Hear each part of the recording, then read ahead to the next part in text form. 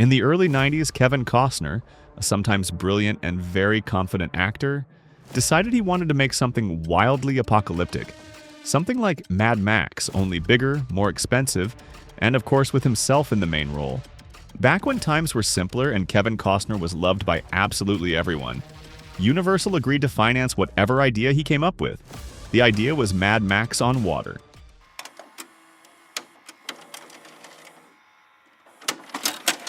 Before filming could begin, Costner rejected 2 scripts that he considered unforgivably terrible.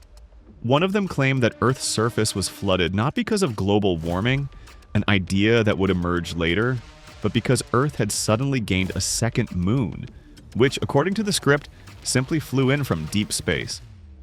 The script that finally moved forward was created by Peter Rader and David Tohai. Technically, they wrote 2 different scripts, but the studio eventually stitched them together into one story that finally satisfied Costner. Tohai would later direct Pitch Black, which he based on unused ideas from his script for Alien 3. Having 2 or 3 scripts for one film is nothing unusual in Hollywood. The real problems began only after the studio approved one of them. At first, the plan was for Robert Zemeckis, the creator of the Back to the Future trilogy and Romancing the Stone, to direct Waterworld. Zemeckis had a long working relationship with Universal, so the studio naturally hoped to bring him in. But when contract time came, Zemeckis suddenly backed out and left to work with Tom Hanks on Forrest Gump. The delay did not last long. Kevin Reynolds, one of Costner's closest friends and the director of Robin Hood, Prince of Thieves, and Fandango, was available. Reynolds had just suffered a painful flop with Rapa Nui and desperately needed a big hit to redeem himself. A huge film with a megastar like Costner looked like the perfect opportunity.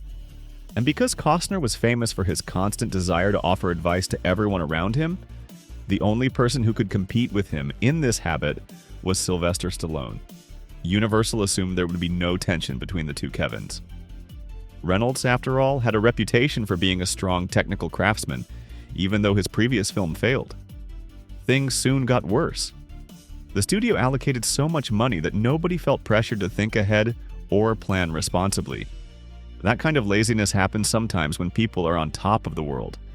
When filming was supposed to start, it suddenly became clear that the original locations chosen more out of convenience than logic were unusable. The entire production had to move from California to Hawaii. The sets and boats were already built and had to be dismantled, loaded onto ships, and dragged across the Pacific. Naturally, the giant budget began to grow even faster. After the sets were assembled on the islands, everyone discovered that Hawaii did not have enough steel sheets for the massive builds. The production bought every scrap of metal on the islands, and it still was not enough. The crew had to wait for another ship to arrive from California with more material. And once the sets were finally built, another oversight emerged. The location had unusual weather conditions, and one night, a sudden burst of wind tore apart part of the set. The production had to relocate again and rebuild on another island. Because filming kept being postponed, Costner decided to relax and enjoy himself. He rented the most expensive villa on the island, which Universal was forced to pay for.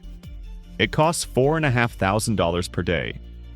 Costner lived there for almost 6 months, so his stay alone cost the studio $1 million, which was later simply added to the budget. This did not help the atmosphere because most of the crew suffered in tiny trailers under brutal heat, while Costner enjoyed his private pool in total comfort. To be fair, it is hard to blame Costner. He had built his entire career from nothing and had every right to live in luxury. But sometimes it is probably wise to show a little restraint, especially when the film is collapsing under its own weight. The long-awaited start of filming did not help anyone. From day one, Costner's constant suggestions irritated Reynolds. They had argued on Robin Hood but managed to avoid a full conflict. Waterworld was a different story. 1 month before filming wrapped, Reynolds slammed the door and left. Costner finished the film alone. Directing was not new for him, so he was not too worried. After Reynolds left, it became clear that the last 30 or 40 pages of the script needed to be rewritten. Joss Whedon was flown in from the mainland, the future creator of Buffy, Firefly, and The Avengers. Back then, Whedon was, in his own words, a kind of emergency repairman whom studios called when they needed someone to fix a collapsing movie as fast as possible. That is exactly what he did. Costner, of course, was always nearby with endless notes. Whedon now jokes about this period, calling Costner a great actor and great director, but a completely hopeless writer. Those 7 weeks of rewriting, Whedon describes as 7 weeks of hell. When filming wrapped, the studio counted the final expenses. The original budget of $110 million had ballooned to $170 million. Some reports claim that Costner personally covered $20 to $30 million in exchange for a generous percentage of the profits. But even after all this, the problems did not end. Composer Mark Isham, who had just finished Time Cop and Point Break, delivered a score that Costner hated. Isham was fired instantly and replaced with James Newton Howard, who wrote a new score in only 3 weeks. Shortly before release, the final nightmare arrived. 2 months before the premiere, a nearly finished cut of the film, lacking only a few visual effects and featuring a different ending, leaked into the hands of pirates. In those days, there was no way to measure the scale of the leak. The studio claimed it caused massive damage, while skeptics argued that the impact was minimal. The truth is impossible to verify.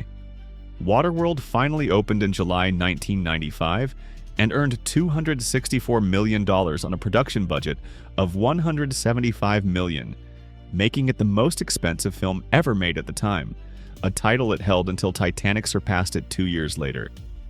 The film's financial failure seriously damaged Kevin Costner's career.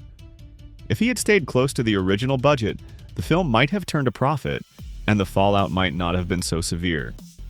But with a budget of $175 million, Universal needed at least $350 million just to break even, and that number does not include marketing. According to the most conservative estimates, Universal lost between $120 and $150 million. Any talk of a sequel disappeared instantly. 17 years later, the studio finally released financial documents showing that Waterworld had at last made a small profit in 2012. Kevin Reynolds received a Golden Raspberry nomination for Worst Director, and his career collapsed. After Waterworld, he never directed big films again.